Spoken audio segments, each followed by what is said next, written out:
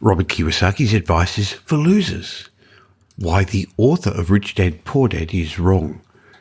Rich Dad Poor Dad's advice is only for beginners. Now, there are some of the headlines I found when I did some research looking up Robert Kiyosaki's financial concepts. You probably know that I recently interviewed him on the Michael Yardney podcast. If you haven't listened to that interview, just go back a couple of steps in your podcast app or go to michaelyardneypodcast.com and you can find it. It was very insightful. But when I did some research on him, I found a lot of negative comments. Now, I don't want to play the man because I have a lot of respect for him. I learned a lot from him in my early years, and I know he's taught millions and millions of people some very important basic financial concepts. I've quoted him on many occasions as well. But I also believe that the way he thinks about real estate, which obviously works for him in the United States, isn't relevant in Australia. And there are a number of other of his concepts that I don't believe are correct. Having said that, he's got some really great basic rules of investing, which I'm going to share with you in today's episode of the Michael Yardney podcast. If you understand these 6 basic rules of investment that I'm going to share with you, it will point you in the right direction. But I'm also going to share with you what I disagree about Robert Kiyosaki's concepts, and then you can make your own decision. So welcome to today's episode of the Michael Yardney podcast. Welcome to the Michael Yardney podcast, where twice each week you will learn a number of new ideas regarding success, property investment and money in around 30 minutes. Our show is brought to you by Metropole, who specialise in helping you grow, protect and pass on your wealth through strategic property and wealth advice. Now here's your host, Michael Yardney, Australia's most trusted property commentator who has once again been voted Australia's leading property investment advisor. That's the 5th time he's won a similar award in the last 7 years.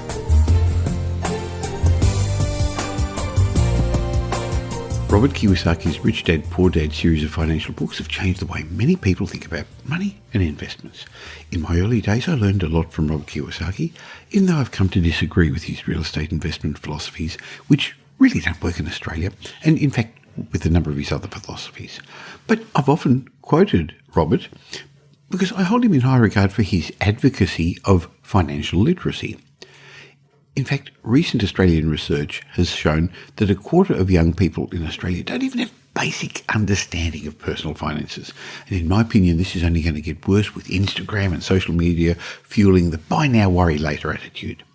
Now, I had the pleasure of interviewing Robert recently for the Michael Yardney podcast. If you haven't listened to it, go back to the show, do a search and you'll find it. It was fascinating. But it made me revisit some of his basic financial and investment concepts. And I realised that I don't necessarily agree with these theories on investment. And there's one in particular I find misleading, and it's Robert's suggestion that your home is not an asset. Now, I agree with Kiyosaki that most people don't even know the difference between an asset and a liability. So I want to go into this in a bit of detail, but first let's look at some of Robert Kiyosaki's basic rules for investment, and then I'll give you some of my thoughts on those that I agree with and those that I don't. Okay, basic rule number 1 is you should adjust your money mindset. Now, Kiyosaki believes, and I agree, that one of the fundamental errors of the poor and the middle class is their mindset. It's that they think you can get rich working for a salary. Kiyosaki explains that the poor and middle class teach their children to go to school, get a good job, work hard and save money, and that'll make you rich. Now, Kiyosaki's right. It's just too hard to become rich as an employee paying tax on the income you earned. On the other hand, the wealthy, the rich people teach their children a totally different set of rules. They say, learn how money works, create good jobs, have money work hard for you, and invest in cash flowing assets.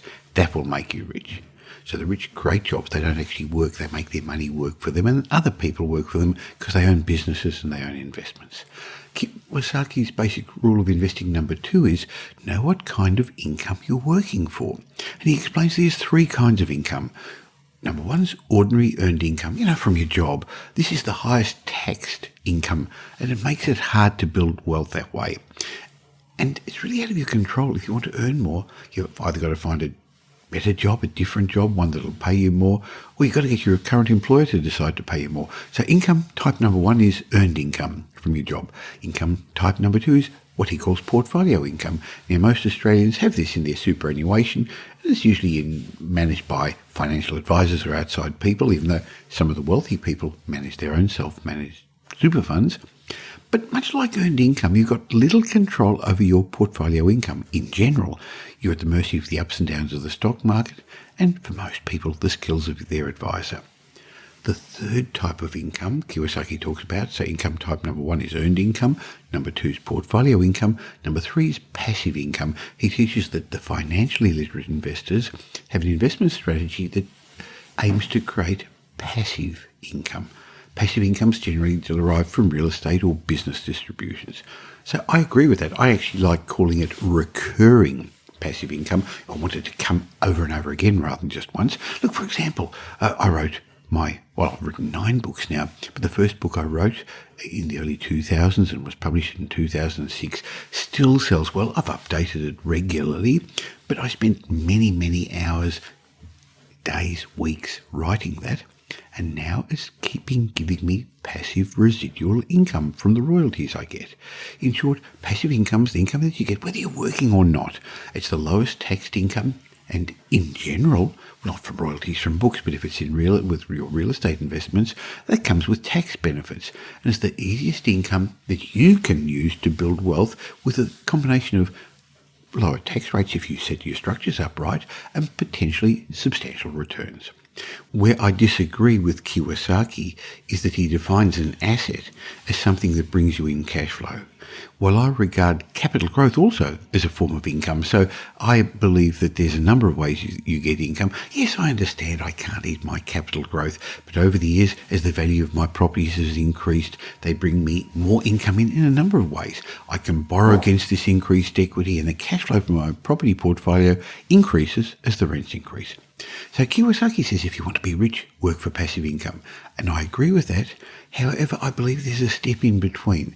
I believe first you have to build a substantial asset base and then convert your asset base to cash flow. Now, your assets could consist of properties, shares, or owning a business. In fact, I've got all three of those. So you probably should also have a combination of all these to give you a level of diversification. Now, not everyone's going to have a business, but maybe you can set up your own property investment business. If you've got a large enough asset base, you're going to have the choices in life, no matter what happens to the future bank lending practices or changes to the tax law. That was Kiyosaki's rule number 2, that you need to know what sort of income you're working for. But I guess you've got to know what the end game is. So maybe if I could just explain where we help our clients at Metropole when we put a strategic wealth plan together for them so that they know where they're heading, the end game usually involves a number of different types of assets. In other words, I don't know what the tax rules are going to be in 10, 15, 20 years' time when you retire. I don't know whether you're going to be able to negatively gear your properties or not. I don't know whether the bank's going to allow you to just use equity to service your loans, or you're going to have serviceability. I don't know whether there's going to be a pension or not. There's so many things we don't know what's going to happen in the future. What I do know is that if you own assets, you will have choices. And if you don't own assets, you won't. So your job between now and then is not just to chase income. It's actually to build an asset base. This is where I disagree with Kiyosaki, who basically says you should be working for income, passive recurring income. Yes, but you've got to build the machine, the cash machine that's going to provide that. And that is by owning well-located residential real estate for many people. Sure, others will do it through businesses, and shares will do a bit of it. So in the end, when you retire, how I'd like to see you is with your own home, with no debt against it, a property portfolio with a lowish level of loan-to-value ratio, so it's not negatively geared, and also some cash-producing assets. It could be cash flow positive commercial property, not secondary residential properties, but commercial property that'll give you cash flow, or shares or managed funds. And your super. So a combination of things. But the first step is to use leverage and gearing to buy high growth assets. And in Australia, different to where Kiyosaki comes from, you're not going to get cash flow from those. Okay, back to Kiyosaki's investment rule number 3. See, I guess what I'm doing is I'm going through some of his rules and I'm telling you where I agree and I disagree. And in a moment, I'm going to give you some more details of where I disagree. But his basic investment rule number 3 is convert ordinary income into passive income. What he's really saying is the old principle of spend less than you earn, invest it, save it first, and then invest it into an asset class that's going to give you passive residual income. Of course, this involves delayed gratification. But then, that's one of the common traits of successful people, isn't it? Kiyosaki's basic investment rule number 4 is the investor is the asset or the liability. Now, I like that one. While many people think investing is risky, in reality, the biggest risk is the investor themselves. Kiyosaki says if you want to move from being a risky investor to a good investor, first invest in your financial education. He believes that an investor can either be an asset or a liability. Now, I think that's well said. Have you noticed how in good times some investors seem to make money and others they just never seem to get it right? Similarly, I've found even in difficult economic times, while many investors just can't seem to make money, a small group of investors consistently do. This shows me it's not the external world that helps that small group of successful investors who can make money at any part of the cycle. It's something internal. It's their mindset. It's their level of financial fluency. In other words, your financial knowledge can either be an asset or a liability. So that's one of the rules. I definitely agree with Robert Kiyosaki. His basic investment rule number 5 is learn to evaluate risk and reward. He's suggesting here that to become a successful investor, you must understand that there is risk in most investments, and you've got to understand, is the reward worth the risk? Many beginning investors don't understand the risks inherent in chasing the higher returns of the latest hotspot or speculative investments, such as off the plan or cash flow positive properties. They just think it's easy, and that's where they go wrong. Now, Kiyosaki's basic investment rule number 6 is understanding the cash flow quadrant. That was a big aha to me when I learned about this I think it was in the late 80s, maybe the early 90s.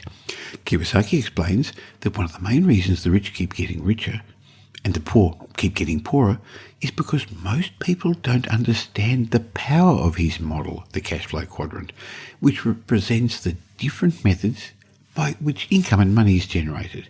He says there's 2 categories of people in the world.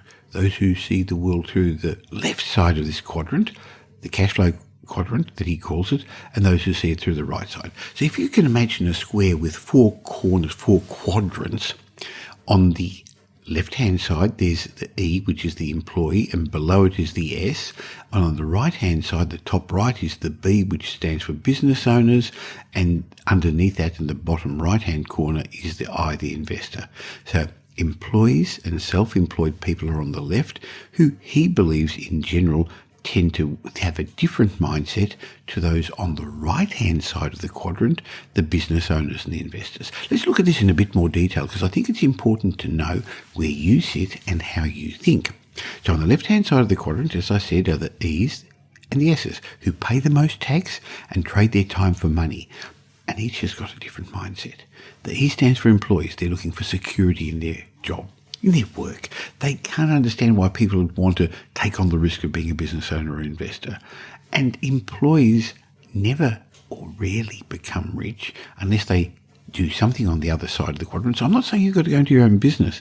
I know a lot of clients, in fact, a lot of our clients at Metropole are still employees, but have a business mindset and have a business on the side without as many moving parts, a serious property investment business. But if you're just looking for security from your job or the government, that's the E that Kiyosaki is talking about, and you'll never get rich. So that's the top left-hand corner of the 4 corners, the 4 quadrants. On the bottom left-hand corner of the quadrant is the S quadrant that stands for self-employed. These people don't make good employees and often believe that no one can do better than them. They've got a larger tolerance for risk. They don't mind working for themselves because they feel they're in control of their future. People in this quadrant are often doctors, lawyers, dentists, accountants, and other service-based business people and consultants. But they only make money when they're working, which means they don't really own a business. Many professionals think they do. They don't. They've got a job. If they're not there, they don't earn.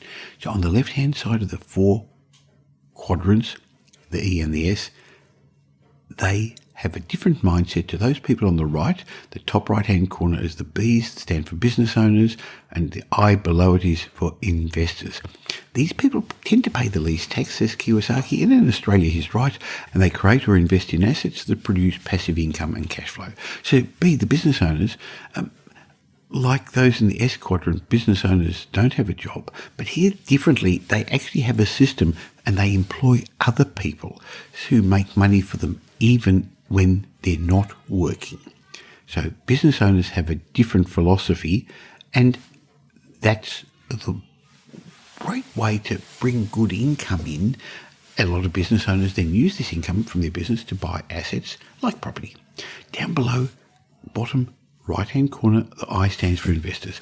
Kiyosaki says investors have the highest financial education of anyone in the cash flow quadrant.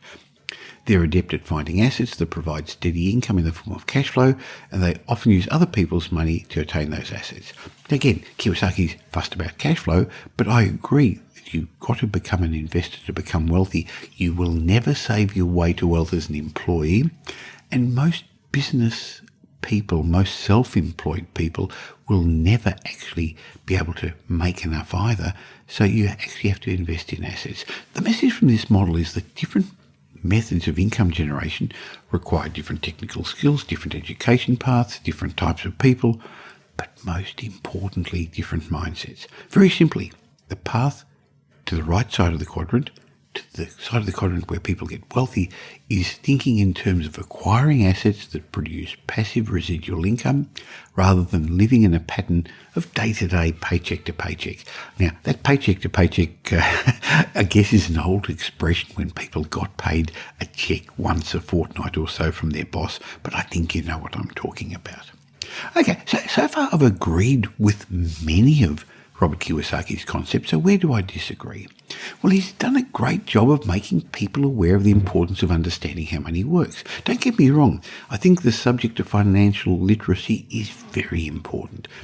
You know, for years I've been trying to educate as many people as possible about property investment, personal finance, the psychology of success, and even a little bit about economics.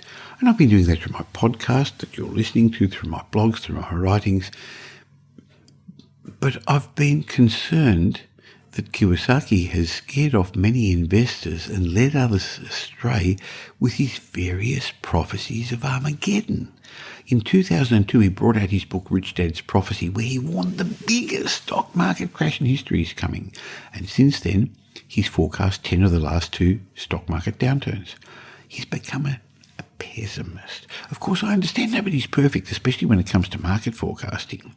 But in my recent interview with Robert for the Michael Yardney podcast, I found there was no real substance behind the reasons why he felt there'd be a market crash, why the market has already gone down, but why it would go further, and why we would experience a Great Depression, other than a bunch of conspiracy theories which he believed was behind all this. But my biggest concern is that Robert Kiyosaki, probably with the best intention, but misguided, he's misled many Australian property investors who try to use his real estate investment strategies that may work well in the United States, but just don't work in Australia. You see, in Australia, residential real estate is a high-growth, relatively low-yield investment. In other words, it's not a cash flow investment. Yet many Australians who read Robert Kiyosaki's books try to buy cash flow positive properties here in Australia and then wonder why they never become rich like the books tell them they will. In my mind, your investment decision should be based on the potential for capital growth. I've already explained why a moment ago, where the end game is you have a big asset base.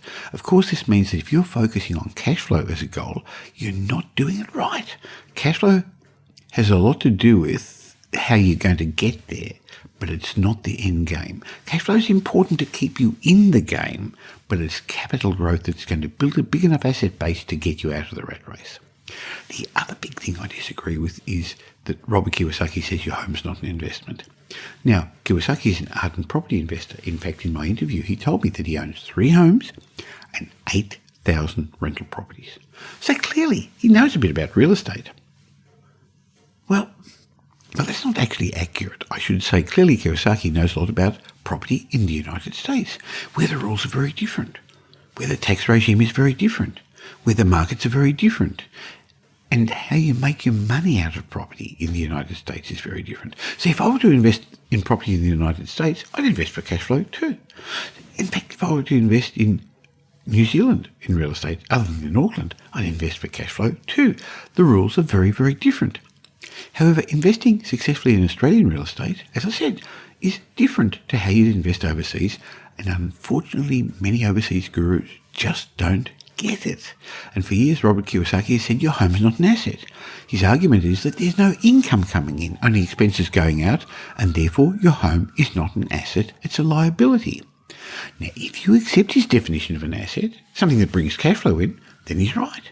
But that's not my definition of an asset, nor is it the common definition of an asset. It has nothing to do with cash flow. I know, in fact, Kiyosaki told me that he invests in gold and silver.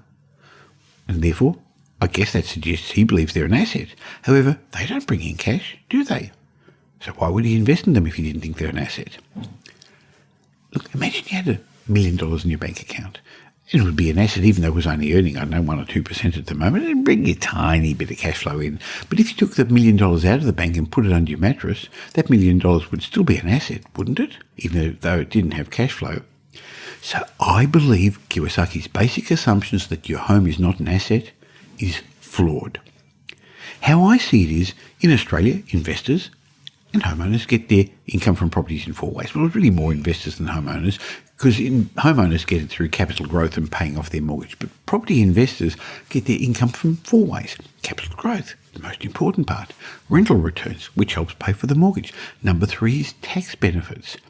And the 4th way is through accelerated or manufactured capital growth by adding value through renovations or development. Now, cash flow, rental returns, as I mentioned a moment ago, is one form of the income that the asset class of residential real estate yields. But in Australia, you pay tax on the rental you receive, but not on the capital growth, which allows you to grow your wealth faster if you use the capital growth than if you've got to pay tax on your income. As I said, too many people look for cash flow from their residential real estate investments in Australia, and that's just not how it works. In Australia, residential real estate is a high-growth, relatively low-yield investment.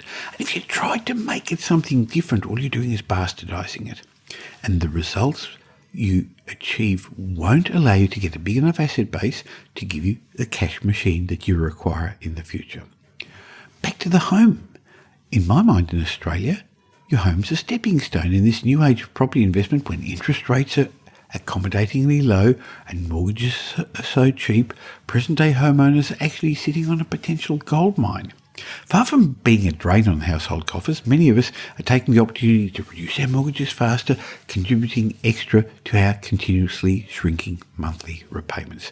In turn, some property owners are building up enough equity at a really fast rate with the help of long-term appreciation of their properties that they can actually use that equity for something. Think about it.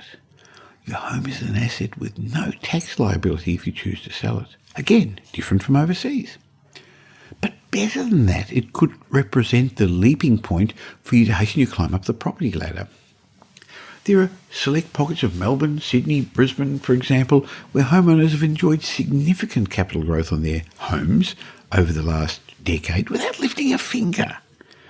Some of them are leveraging the hundreds of thousands of dollars worth of equity they're literally sitting on, or in, I guess, to invest in further high-growth assets. So now more than ever, your home can and should be an integral part of your investment plan. Many investors are sitting on an investment goldmine beyond compare. So, in summary, you do have to become financially literate. You should follow some of Kiyosaki's basic rules of investment, but not the real estate rules because they don't pertain to the Australian real estate market. And I believe for many people, today is a great time to get set for the opportunities that are going to present themselves as the market moves on. So if you don't own a home, it's definitely worth considering how you can take advantage of the uncertainty of the moment to get set. When you look back in 5 years' time, you're going to think, gee, I was smart during when everyone else was worried about recessions and the coronavirus, how I saw the window of opportunity. Similarly, if you're considering getting involved in property. Now, you can't just buy any home and hope it's going to go up in value. You can't just buy any property and think it's going to be a good property investment. But owning the right property in the right location will help you build that asset base that I've kept talking about in the cash machine. And it's just a little bit too hard to do, well, more than a little bit, it's hard to do at the moment on your own. But you can trust my team at Metropole to provide you with direction, with guidance and results. In challenging times like we're currently experiencing, I believe you need an advisor who's got a holistic approach to your wealth creation. And that's exactly what you get from my team at Metropole.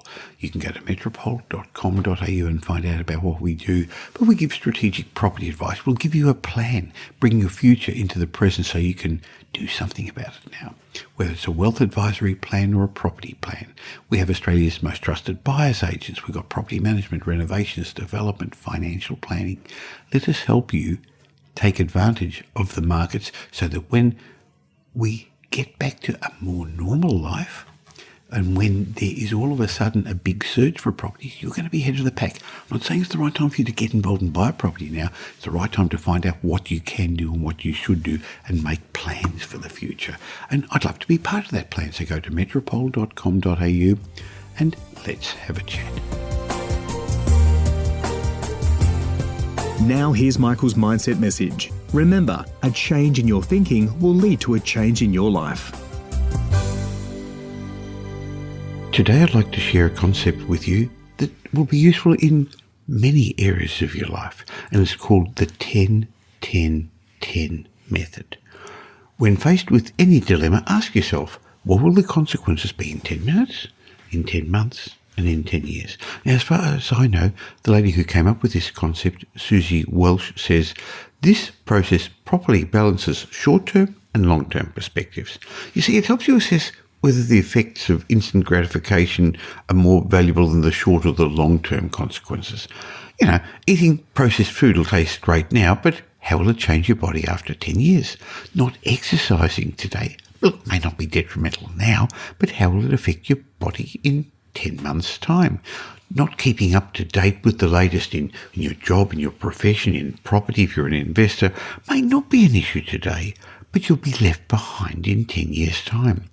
Being mistreated may be tolerable for 10 minutes, but how will this affect you in your relationship in 10 months' time? The reverse also applies. If a problem isn't going to matter in 10 months, don't even spend 10 minutes worrying about it. You see, the 10-10-10 method is a great tool to use when working through moral dilemmas, business conundrums, or whether you just get that feeling in your gut that something just doesn't feel right. It allows you to make decisions based on outcomes that seem most desirable, and emotional myopia is less likely to get in the way. Remember, the quality of your decisions affects the quality of your life. You're not the problem. Your processes are. So change the way you do things and you're going to regain control of your life again. Well, what did you learn from today's podcast? There were some basic rules from Robert Kiyosaki. Many I agreed with, and I also told you what I disagree with, and then I shared some what I think are interesting thoughts in my mindset moment. And if you got some benefit from this, why not tell somebody else about it too? It'd be great if we together could help make more and more people financially literate. Pass on the message to somebody or use the share button in the podcast app that you're listening to and tell somebody about it. And if you want to tell the world about it, I'd really appreciate that because I get regular reviews and almost all of them are 5-star reviews, as the one I got from OJT35, who's actually in New Zealand, who said, "Thanks. Hi, Michael. Thanks for the great content along with your mindset and property insights.